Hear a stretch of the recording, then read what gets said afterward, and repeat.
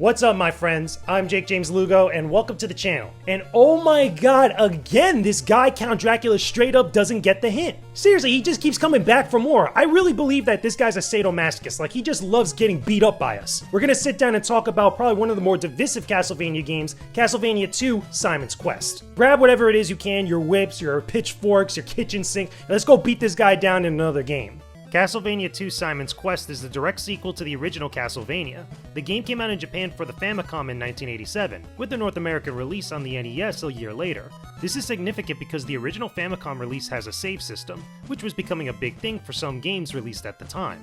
On the other hand, the NES version uses passwords to continue your progress. This was due to the hardware differences between both systems, which also allowed for better sound quality and perks for the Famicom version. Anyway, here's the story that we got in this sequel. Castlevania II takes place about 7 years after the original game, with Simon Belmont having destroyed Count Dracula and saved Transylvania. However, the celebration is short-lived. Dracula managed to place a curse on Simon during their battle, which continues to eat away at him. Luckily, a mysterious and beautiful maiden informs Simon that if he gathers the 5 body parts of Count Dracula and burns them within his old castle, the curse will be lifted before it consumes him. Knowing this, Simon once again takes up his vampire killer whip and sets off on a new journey. At the same time, Dracula's minions appear once again and begin terrorizing the locals. It's a race against time for the legendary Belmont and a new clash between good and evil. As a continuation of the original Castlevania story, it's pretty neat to see the fallout from before. It's not as complicated as what other Castlevania titles would eventually be, but what makes Simon's Quest stand out is how it tries to do something very different with the original formula, rather than rehash what the first game established with its gameplay.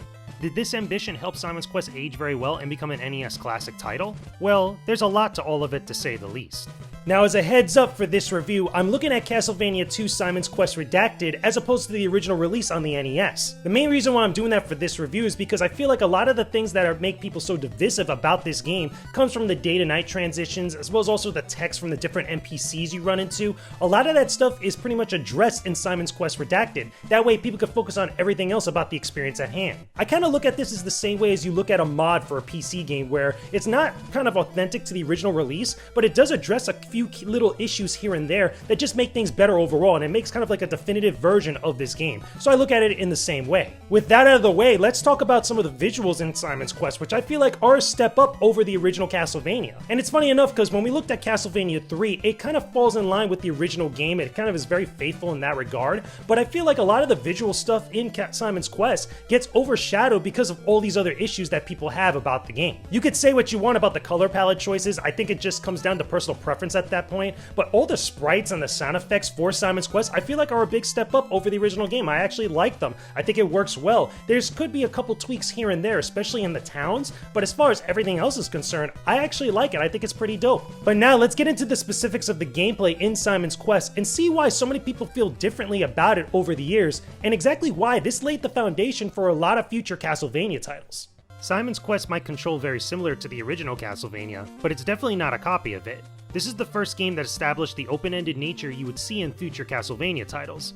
Simon can jump around and attack enemies with his whip just like before, but now he could also go to any stage in the game at any time, even if you might be unprepared to do so. Speaking of which, Simon's Quest implements some new RPG elements, such as gathering items and obtaining new equipment to help you out. You can even interact with the NPCs in towns and other areas, of which give you hints on what you need to do, though they're not always helpful.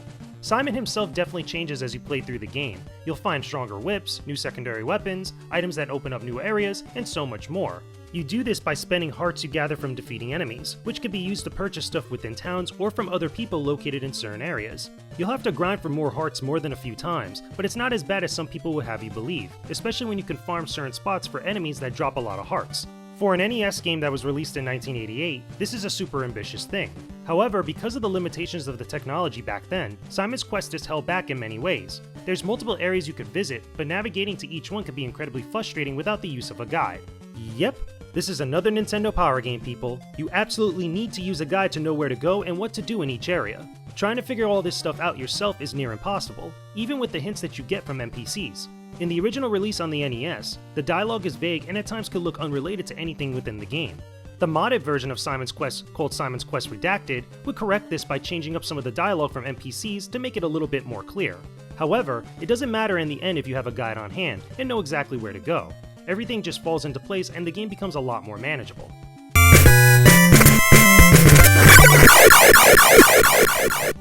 I can't stress enough how much you're going to need a guide in order to get through most of the sections within Simon's Quest. I feel like you're going to need a sense of direction and at least know what to do, especially if you first start playing. I feel like if Simon's Quest was remade in the modern day, we would get some sort of map system within the game's menus, or at least something to kind of guide us along, even though I know in the NES packaging there was maybe a manual or a map that was included, and of course the Nintendo Power magazine that had some sort of guide and maps that were included with that. But no matter what you use, you're going to need some sort of guide or something to guide you in some sort of way. Outside of that, however, I should mention that some of the platforming challenges and the jumps that you have to deal with can get a little bit frustrating and are a little bit tedious. It really harkens back to the original Castlevania. Like, some people might not like that. I think that, you know, there's certain sections of it that could get really challenging and are actually fair, but then other sections seem a little bit cheap, especially when you hit on, like, you know, a platform right above you and you end up falling into, like, you know, water or something like that, a bottomless pit. That could get a little bit annoying, but thankfully we have unlimited continue, so you could just keep retrying over and over again. The other thing I want to mention is that the boss fights in this game are a complete joke. They're absolutely bogus. They are nothing like the original Castlevania. You could just run right past them if you want to. You don't even need to really deal with them in order to complete the game. If you want to get certain items, you do have to defeat them, and that's totally fine,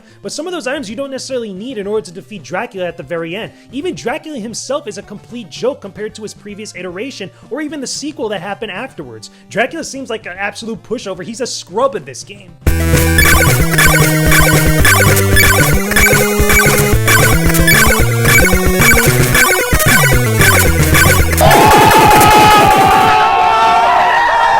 Could we have used some better boss fights and a little bit much more challenge with them? Yeah, absolutely. But do they really hinder the experience to make it completely unplayable or not fun whatsoever? Nah, I don't really think so. But now let's get into something that you guys know I want to talk about, and I'm pretty sure some of you want to talk about as well. Let's talk about this music. Now, as is tradition on this channel, we gotta talk about the music in Simon's Quest. Because as you know, Castlevania titles have some of the best music in gaming. Does Simon's Quest still hold up to the standard that we expect from the series? While there's not a lot of tracks to listen to, we still get a few near iconic pieces of music that are both catchy and instantly recognizable. It's definitely up there in terms of quality for the best NES music from that time, though I probably wouldn't say it has far better music than that of the first game. The best track in here is by far most definitely Bloody Tears, which for whatever reason now these days gets more associated with Castlevania III more so than it does Simon's Quest. We got the Netflix series to thank for that one, people. Anyway, I like the music and I think that Bloody Tears is well deserved for the praise that it gets. The rest of the music is good too, but have a listen to Bloody Tears here for a second and you'll learn exactly why it's one of the best in the entire soundtrack.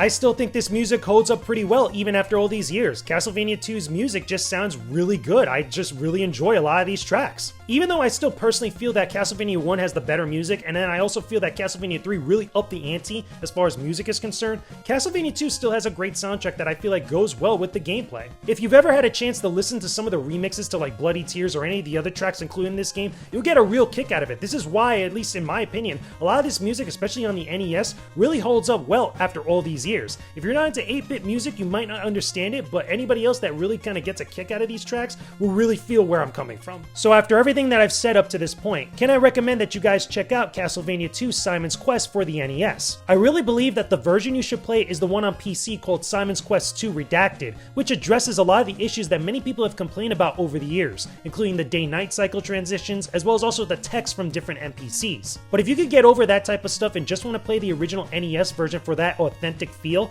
I still feel like a lot of the stuff in this game still holds up after all these years. The open-ended nature of the game itself, the exploration, the RPG elements, the platforming and the action, and the controls, I still feel like are great in this game, and a lot of people, especially if you're into the Castlevania series, would actually enjoy playing through it at least once. Anyway, people, that's my thoughts about Castlevania II Simon's Quest. I've wanted to get to this one for quite some time, especially as someone who is a Castlevania fan who loves, like, Symphony of the Night and many of the other games that were on GBA. A lot of that stuff that was seen in those games really got their start here in Simon's Quest. It was like a prototype for what you eventually got in the series. But like always, those are just my thoughts about Simon's Quest. Let me know what you guys think about it down below in the comment section. Tell me, do you enjoy Castlevania 2? Do you hate Castlevania 2? What is it that you want to see in the game that's changed? Did you play Simon's Quest Redacted?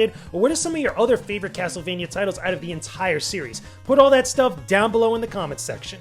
Thanks for watching this video, everyone. Go ahead and click the boxes on the side to see more videos and subscribe to my YouTube channel. Don't forget to go visit my Patreon page for exclusive gaming content that I know you'll really love. Hope you have a chill day. Peace out and stay epic, everybody.